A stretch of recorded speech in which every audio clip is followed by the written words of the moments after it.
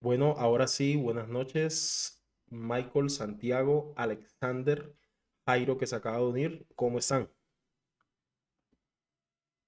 Buenas noches. Buenas noches, Miguel. Listo, hoy es nuestra última reunión semanal, la cuarta semana. Voy a procurar ser breve para tener un espacio para dialogar de algunos temas con ustedes e intercambiar opiniones. Sin embargo, el día de hoy la idea es que, como ha sido de costumbre, revisemos alguna especificación en particular y profundicemos en algunas cuestiones en las que suele haber a veces dificultades, controversias, hallazgos y verifiquemos esos mecanismos de solución o esas alternativas para superarlos. En este caso, el énfasis lo quiero hacer en la especificación IDU 800-18 correspondiente a los pavimentos de concreto hidráulico o el famoso concreto MR para pavimentos, lógicamente, como mencioné, de la especificación 800-18. En esta especificación vamos a avanzar bastante porque, como ya saben, el contenido se los estaremos compartiendo en la plataforma del instituto y ahí ya desglosaremos uno a uno los requisitos como tal de la especificación. Entonces, vamos a ir avanzando.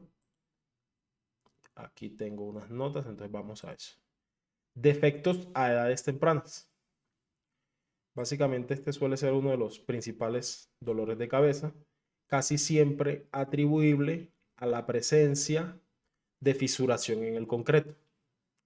Para este asunto, la especificación afortunadamente ya contempla los mecanismos para abordar esta situación.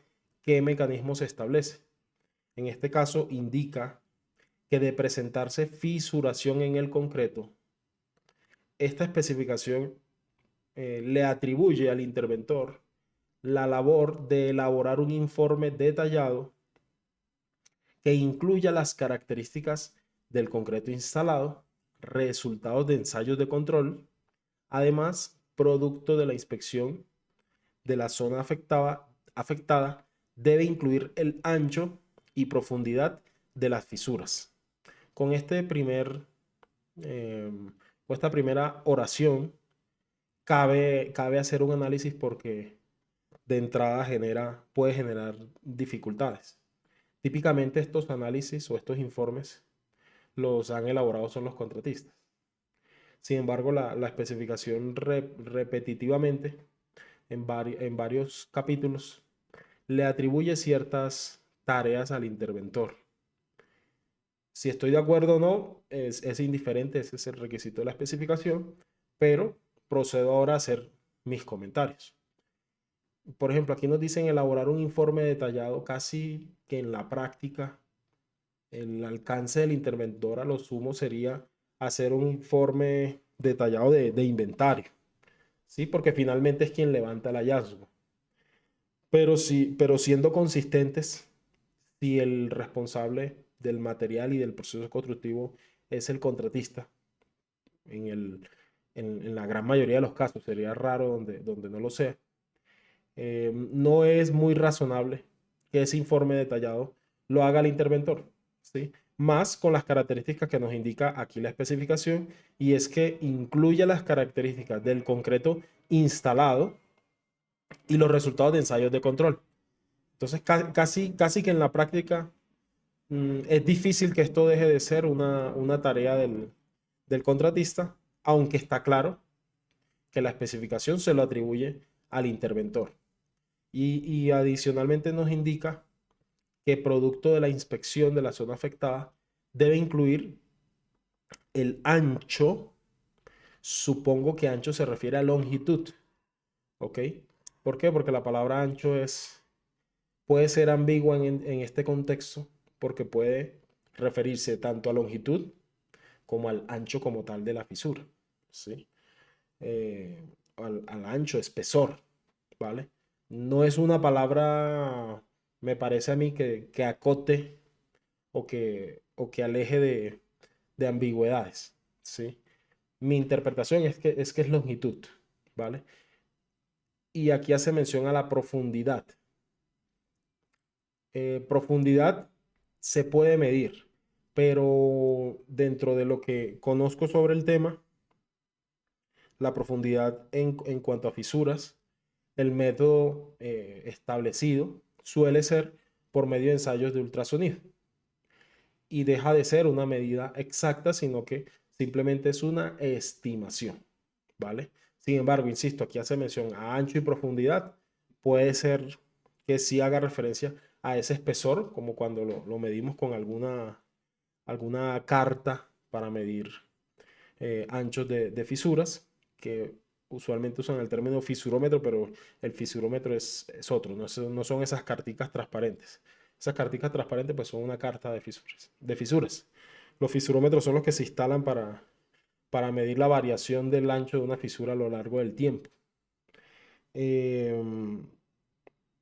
Bueno, quería hacer esas acotaciones en este punto porque es difícil que con todo este alcance, o sea, ultrasonidos, informe detallado, resultados de control, lo hagan los interventores. Insisto, ese es el requisito, pero a mi entender, si yo soy contratista, no voy a esperar a que el interventor lo haga. Pues sé que con todo el equipo robusto que tengo en una obra, lo podría hacer y más si soy el principal afectado para hacer ese inventario. Santiago. Y una pregunta, yo cuando hablas de la galga sí la galga para tomar fisuras, ¿sí? Esa es la argillita transparente que usan en obras, ¿sí?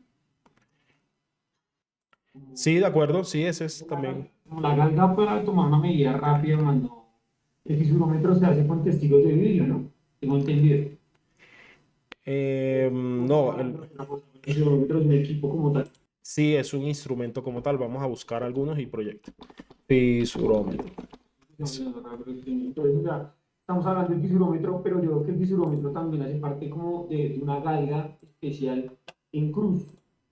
Y esa es la que mide, se pone en la mitad del testigo de vidrio, ¿no?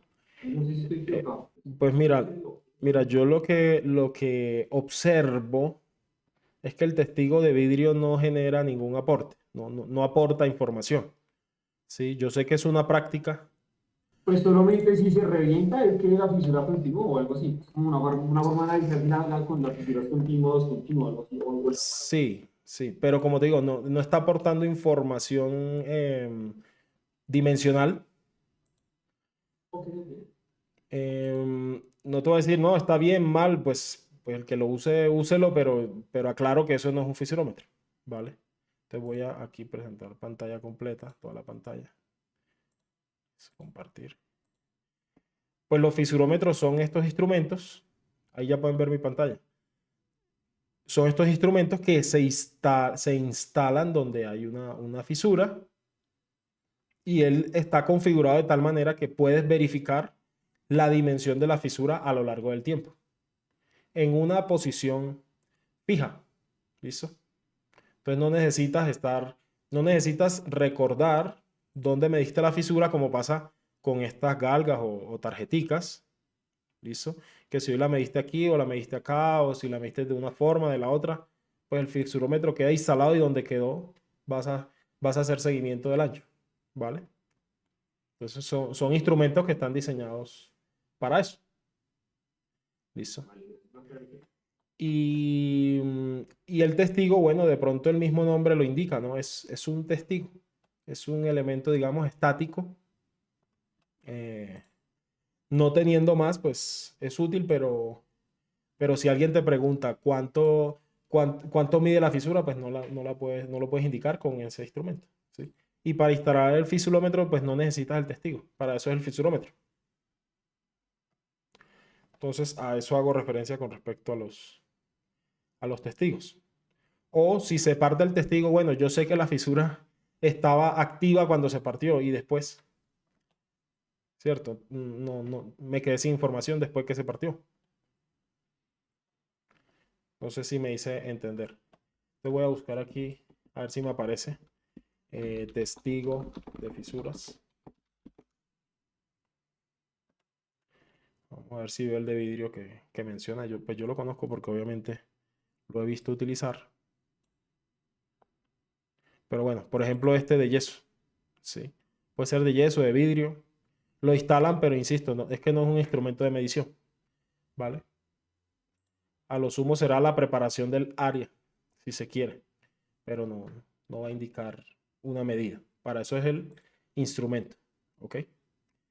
Listo. Entonces, en cuanto a esas edades tempranas, ya la especificación reconoce la posibilidad de que se presente pues fisuración en el concreto. ¿Por qué? Porque además es un fenómeno normal, ¿vale? No tenemos que asustarnos si se genera fisuración en el concreto, obviamente no propiciarla, ¿vale? No propiciarla, hay que tomar todas las medidas y bueno, eso haría parte de otra conversación.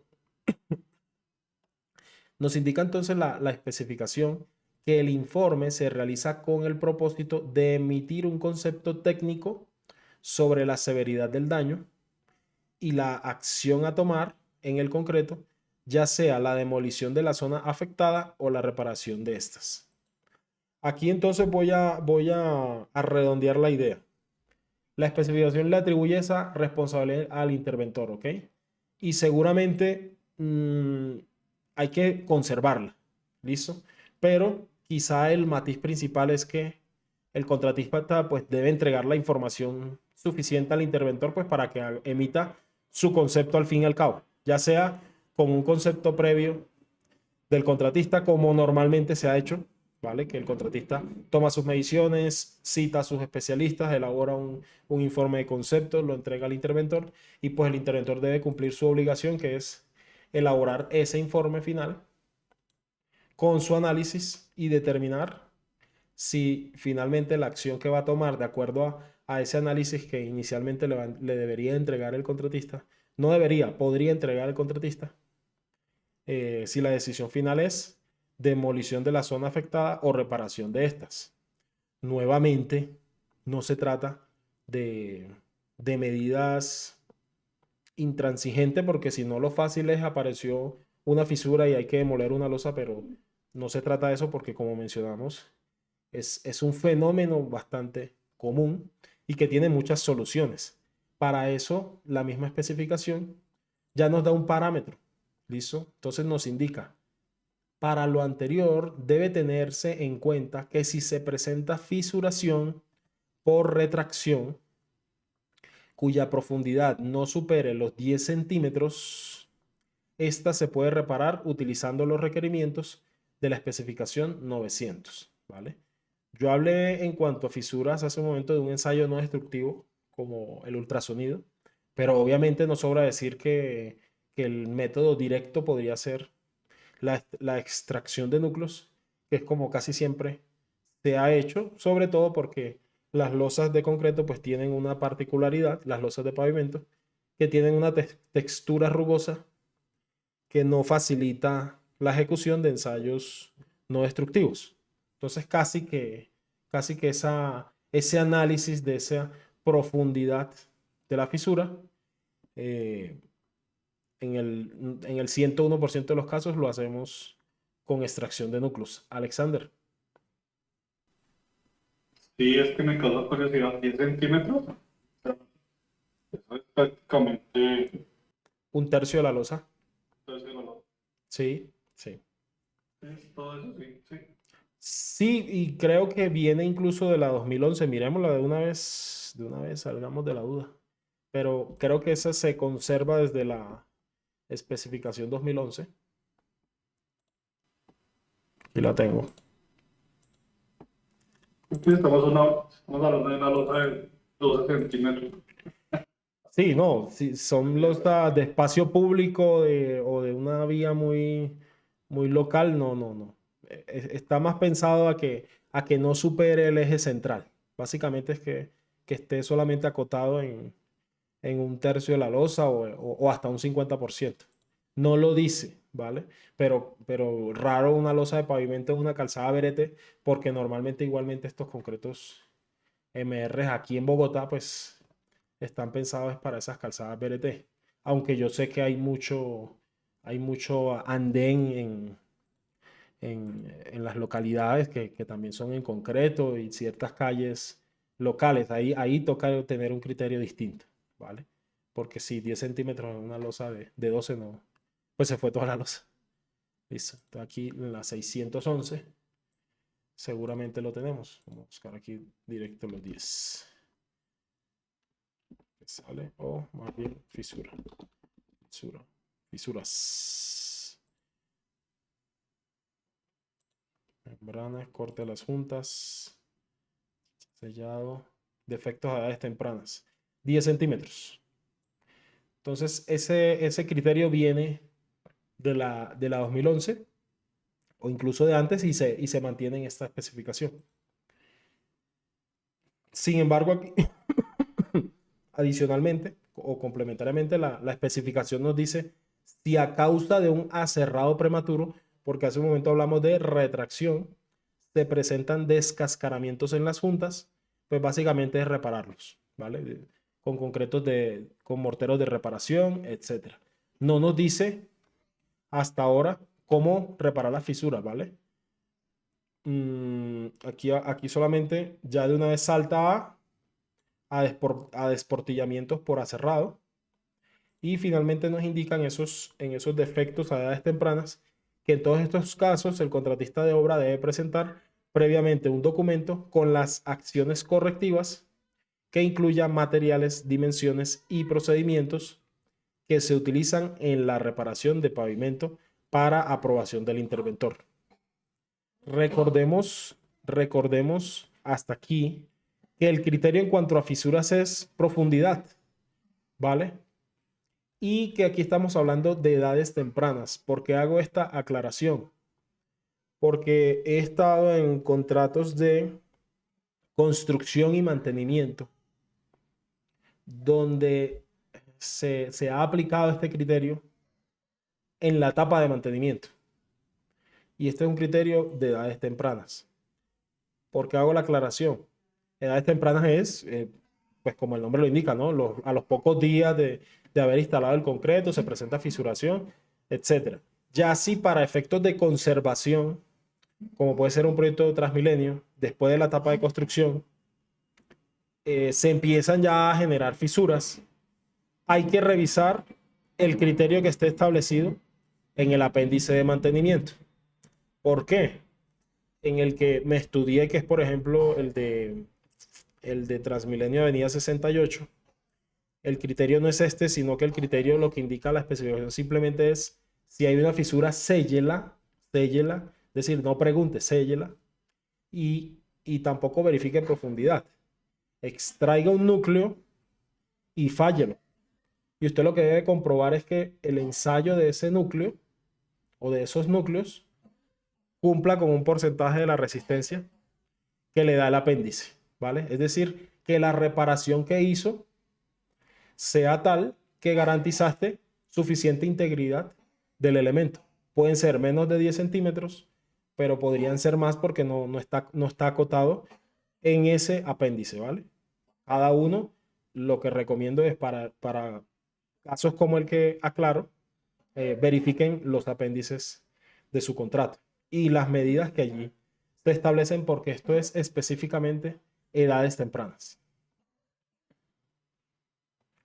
Vamos a otro punto, calidad de la mezcla producida en obra. Entonces, de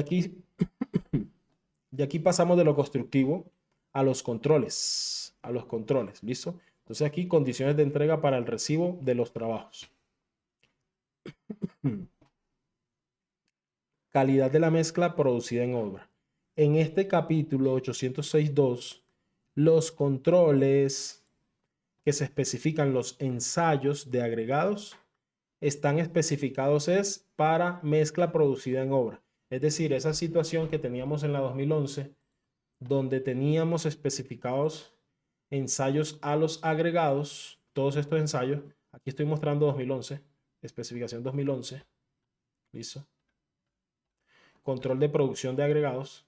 Veamos que aquí se acota a la condición de mezcla producida en obra. Es decir, solo si ustedes se van a poner a producir con una mezcladora en obra, les va a aplicar frecuencia de ensayos a los agregados. ¿Listo? Por lo demás, no, porque todos estos controles son controles pues, para que en obra se hagan bien las cosas. Ya cuando se tiene una producción industrial, pues la planta tendrá su plan de inspección y sus frecuencias y aquí la especificación como tal no profundiza en eso. A lo sumo entregaremos pues un control periódico de la planta si nos lo exigen, pero veamos que no está indicado. Aquí ya saltamos directamente al 806.3, ya control de calidad de la mezcla. Ni siquiera hay un control que nos diga control de calidad de agregados producidos en planta, no lo hay. ¿Listo? Entonces, para que tengamos en cuenta esa mejora, porque finalmente nos reduce la cantidad de requisitos para manejar en obra y nos genera un alivio ciertamente en la cantidad de trabajo para documentar este proceso. En cuanto a la manejabilidad, o asentamiento, ya la especificación también nos da los criterios para recibo y aceptación del asentamiento. ¿Listo? Y cómo sería el paso a paso. Entonces, básicamente nos dice que hagamos el asentamiento con la norma NTC 396 y si el resultado del primer ensayo se encuentra por debajo del límite y por fuera del intervalo especificado en la fórmula de trabajo para la recepción del concreto, se deben realizar 2 ensayos utilizando concreto del mismo camión.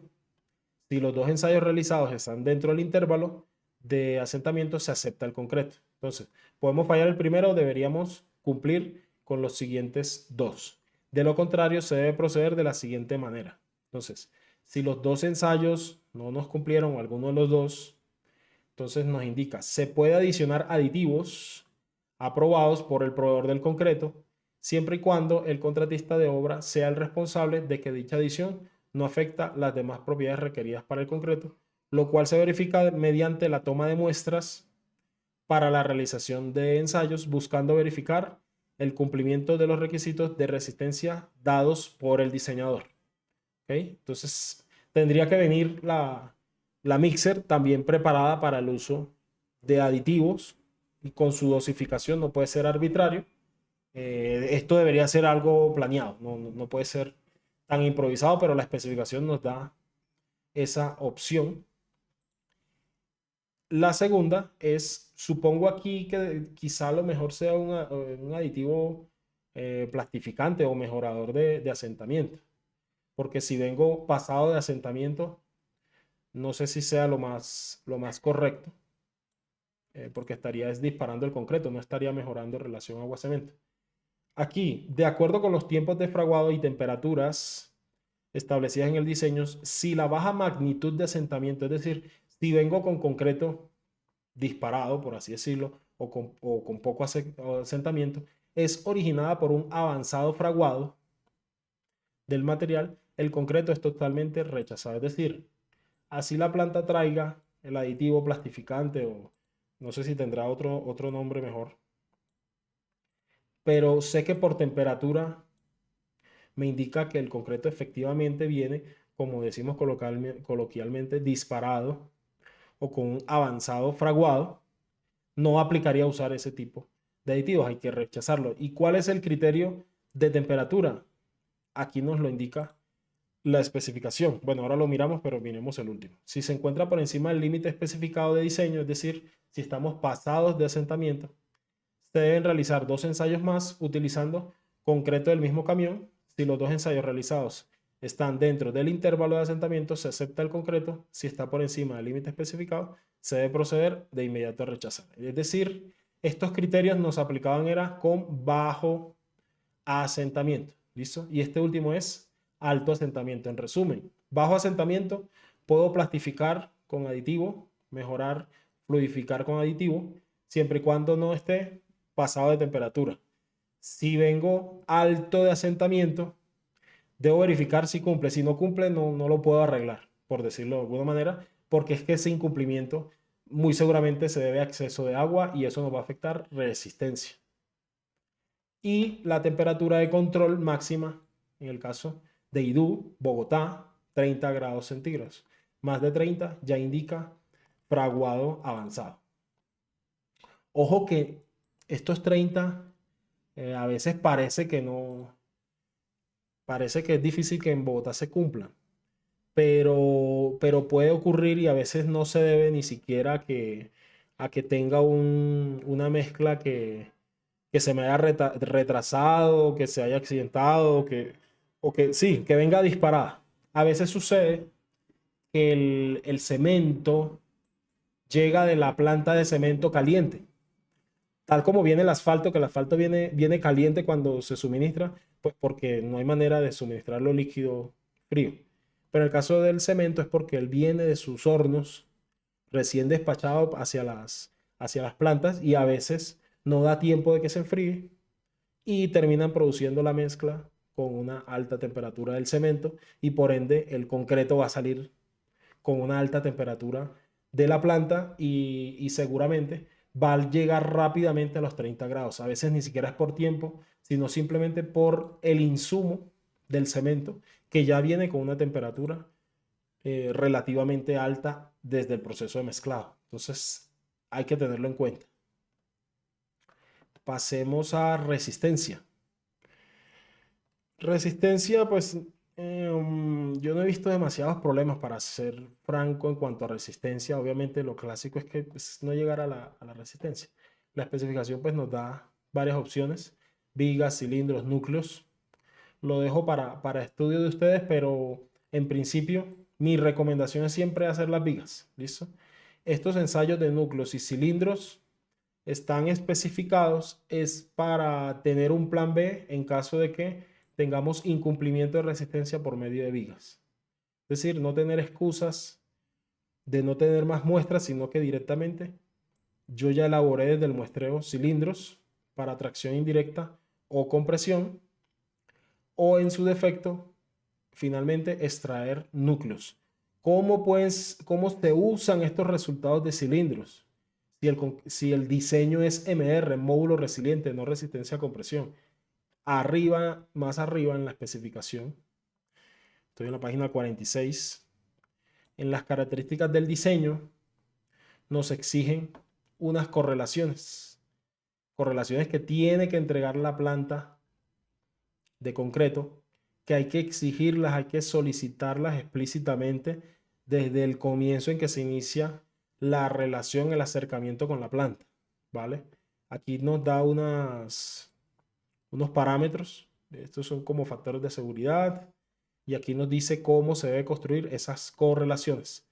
¿Listo? Entonces ténganlo en cuenta porque eso es un proceso que toma tiempo. Es posible que ya hoy en día las plantas lo hayan adoptado. ¿Listo? Cuando a mí me tocó, que la especificación apenas estaba en la transición con la 2011, fue un reto porque pues me decían que eso no estaba dentro de su acuerdo comercial, otros no lo sabían hacer, bueno, entonces no fue sencillo. Mi recomendación desde un principio, desde que se empieza a iniciar la relación comercial con las plantas de concreto, hay que pedir esas correlaciones y construirlas. ¿Qué más? Y eso incluye la parte de de las curvas de temperatura, ¿ok? Para control térmico del concreto.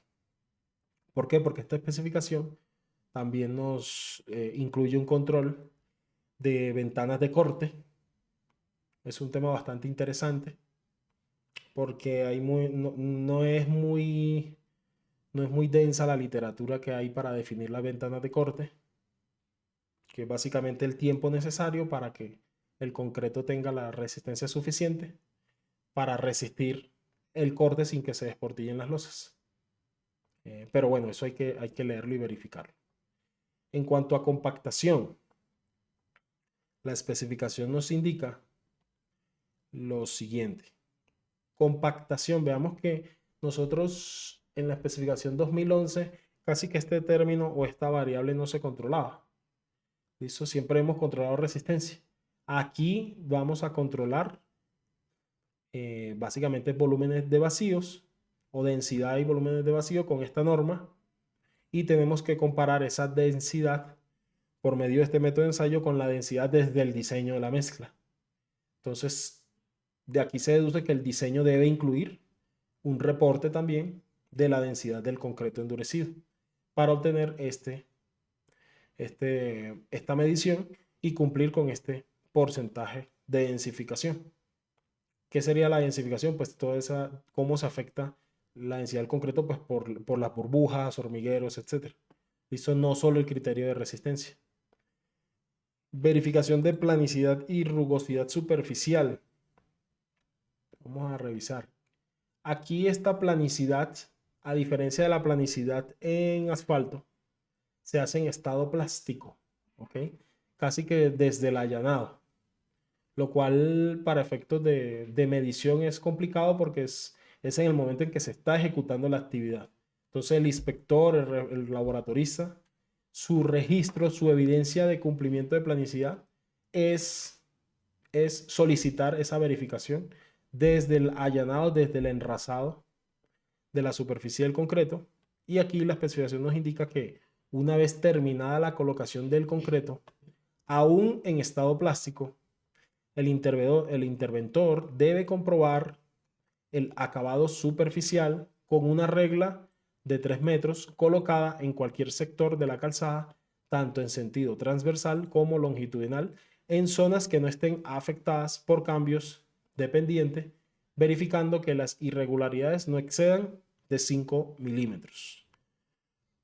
Es difícil hacer esta medición porque, como digo, esto es en estado fresco. Entonces, ¿quién se va a meter a la mitad de la losa a medir 5 centímetros? No lo veo muy práctico. ¿Listo? Pero hay que buscar la forma de tener ese registro, garantizando no que esté a 5, que no haya nada, porque para eso se está enrasando y allanando el concreto en ese momento. De todo modo, el requisito va a ser ese, 5 milímetros. En caso de que se presenten diferencias mayores, el contratista de obra debe eliminarlas, ya sea agregando concreto fresco que se vibra y termina del mismo modo que el resto del pavimento. Es decir, hay que corregirlo es durante el enrasado y la construcción. No tendría por qué haber problemas de empozamientos cuando ya el concreto esté endurecido. Eso es quizá lo que busca en este caso la especificación. Otro problemita que se nos presenta: espesores. No tendría por qué.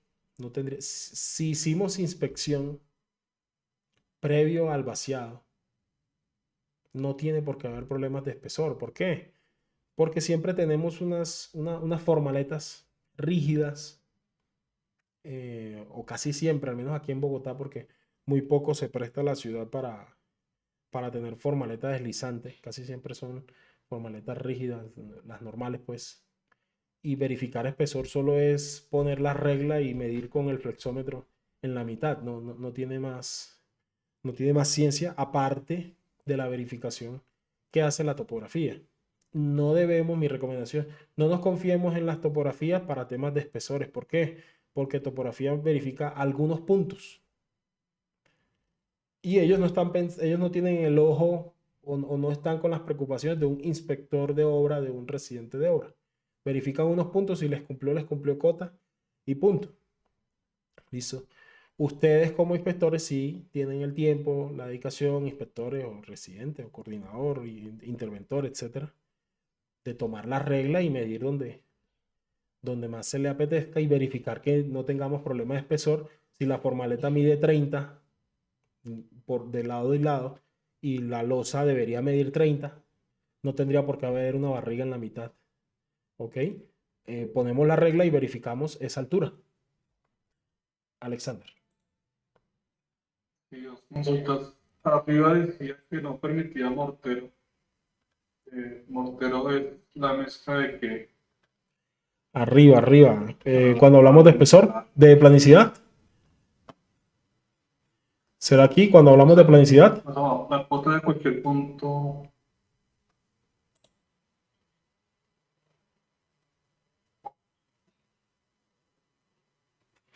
sea, una parte te permitía renivelar con concreto, pero después decía que no permitía mortero.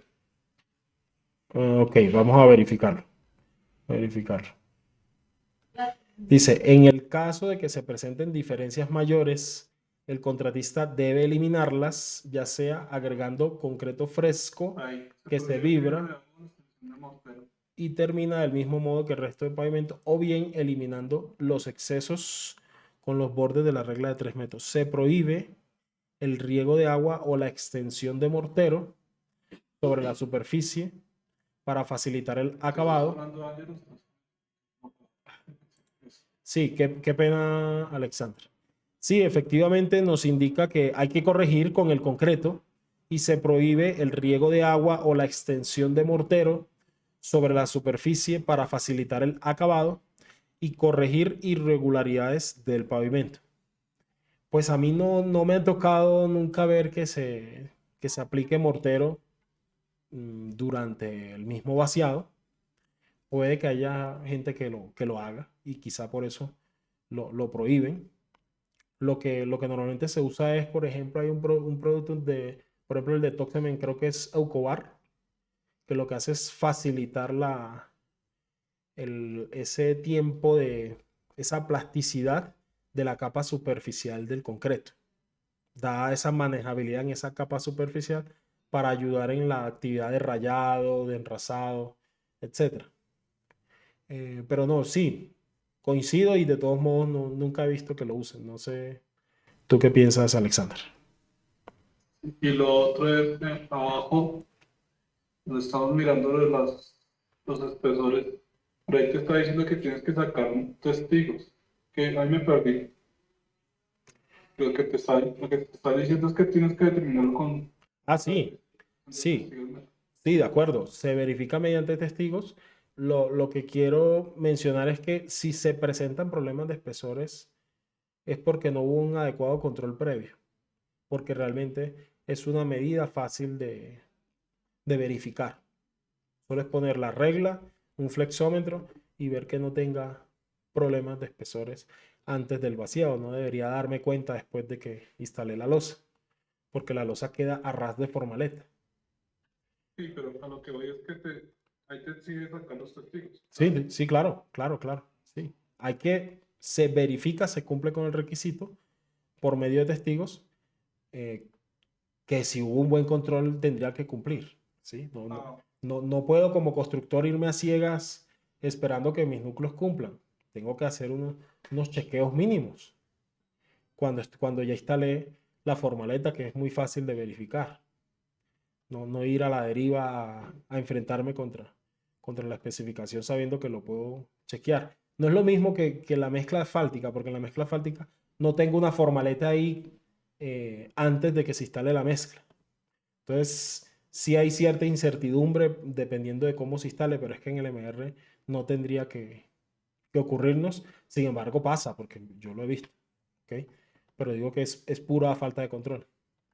Luego del fraguado de las losas, el constructor debe realizar las verificaciones de espesores en los costados de las losas. Esto es solamente para verificar, pero nuevamente, verifico los costados, sí, pero al final los costados me los establece la formaleta. O sea, si en costados no estoy cumpliendo es porque puse una formaleta que no era. ¿Sí? Porque el mismo proceso constructivo me dice que la formaleta debe ser de la altura del espesor de diseño. Sin embargo, el criterio de aceptación es el determinado sobre los lugares escogidos para la extracción de testigos mediante equipos provistos de brocas rotativas que permitan determinar pues, el espesor, el cual debe ser superior a ese porcentaje de aceptación. Es decir, mi espesor medido de esos núcleos debe ser mayor a un porcentaje del espesor de diseño. Aquí he venido hablando de 30, no es que siempre va a ser 30, el de diseño, el que esté establecido por el diseño, y este porcentaje no nos lo da la especificación. ¿Ok? No nos lo da la especificación. Hay que revisar apéndices o el diseño o en su defecto, mentiras. Aquí miento, sí nos lo da.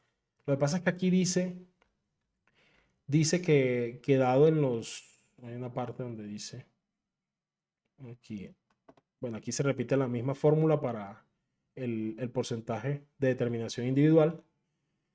Debe ser igual o superior al porcentaje de resistencia. Aquí le llama porcentaje de resistencia.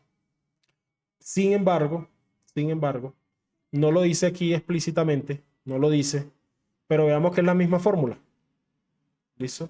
Entonces no dice acá en ninguna parte que P sub A o P sub I es 0,95 o el 100%, no lo dice. Pero ya aquí cuando nos da la frecuencia, podemos deducir que este numerito es ese porcentaje, ¿vale? Pues aquí está dimensional, ¿no? 90% o 100%. Con esta frecuencia vamos a obtener esas verificaciones de espesores por medio de núcleos. ¿Listo? Entonces, en este caso, estamos hablando del 100%. Y aquí, en cuanto a la determinación individual, 90%. Eso en cuanto a espesores. Rugosidad, pues lo hacemos por medio de IRI. ¿Listo? Aquí hay dos aspectos que me gustaría tocar. Obviamente el IRI es un tema extenso, pero bueno, el IRI para efectos de MR, su medición es obligatoria, pero no es condición de aceptación o rechazo. ¿Listo? Otro aspecto, los IRI se miden en longitudes de 100 metros. ¿Listo? No es que cuando se cumpla el hito, si el hito es de 50 metros hay que medirlo, no, es de a 100 metros mínimo. Debo tener suficiente longitud de pista. Y el IRI no es que se pueda medir únicamente con el vehículo de IRI, vehículo inercial, no. De hecho, el equipo de referencia para hacer el ensayo de IRI son los equipos de bajo rendimiento, así como lo oyeron, bajo rendimiento. ¿Listo? Bajo rendimiento no significa menor precisión. Bajo rendimiento es porque es un proceso lento y básicamente se trata de equipo topográfico. No solo topográfico, pero es el principal para hablar de equipo de bajo rendimiento. ¿Listo?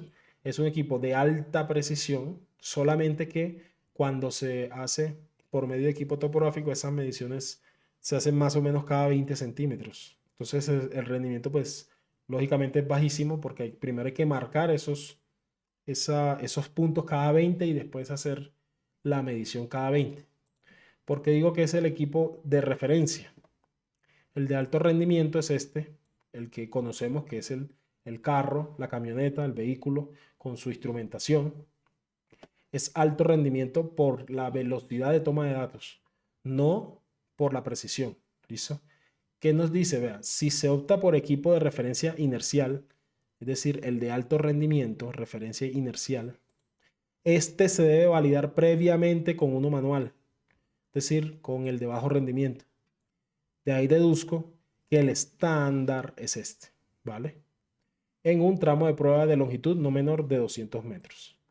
Esto es lo que en los ensayos, el ingeniero Jairo me escucha.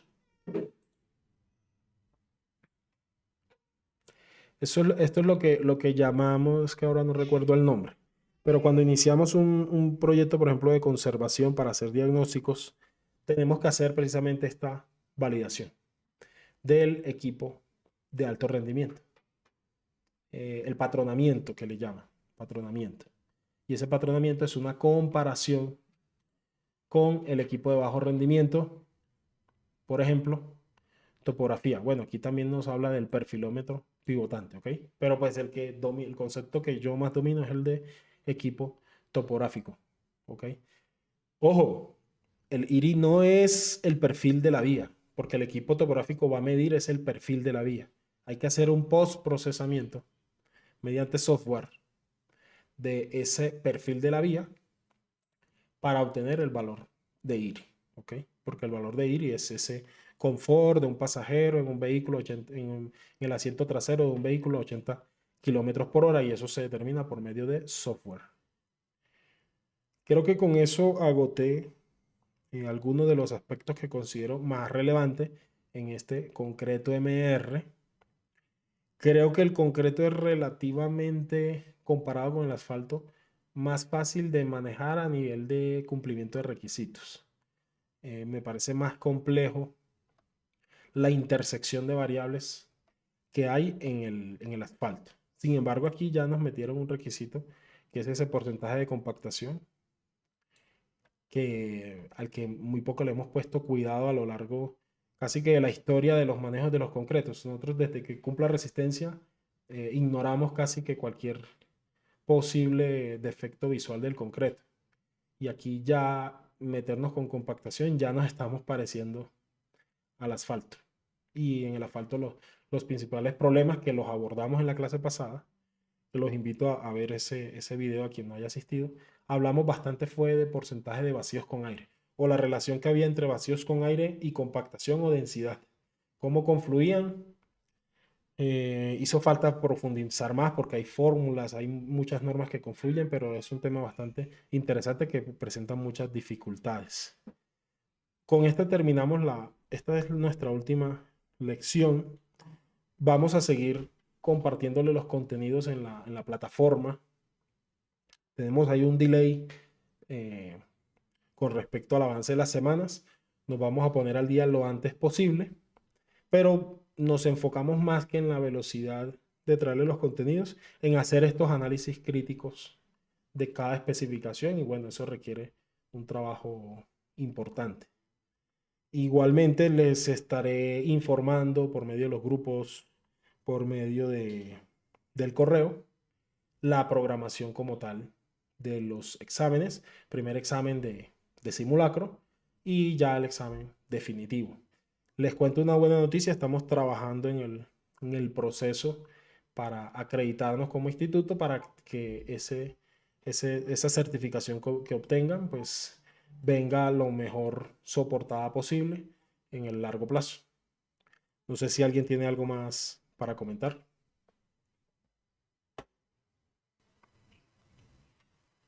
No, pues darte las gracias por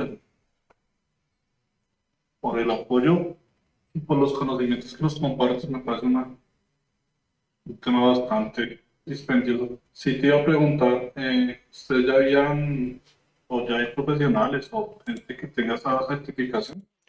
De momento no, es una iniciativa porque vemos esa necesidad de profundizar en todos estos aspectos y por eso arrancamos con este equipo que es bastante robusto y profesionales de bastante perfil los que nos han venido acompañando y no, en este caso somos el primer equipo.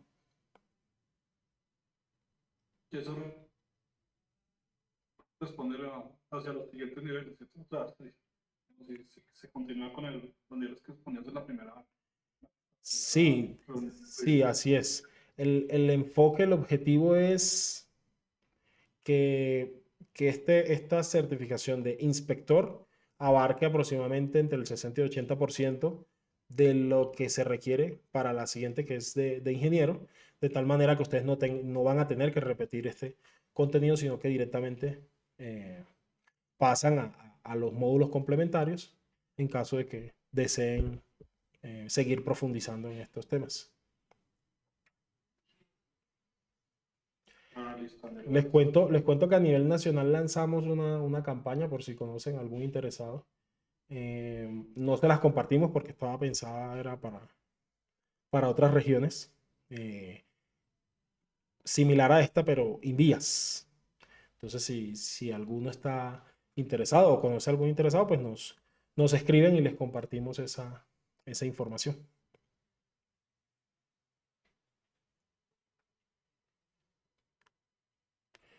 Listo, bueno, me despido, seguiremos en contacto y nos estamos hablando. Entonces, chao Alexander, Santiago, Jairo, Michael, Freddy y Daibelis. Bueno, hasta luego.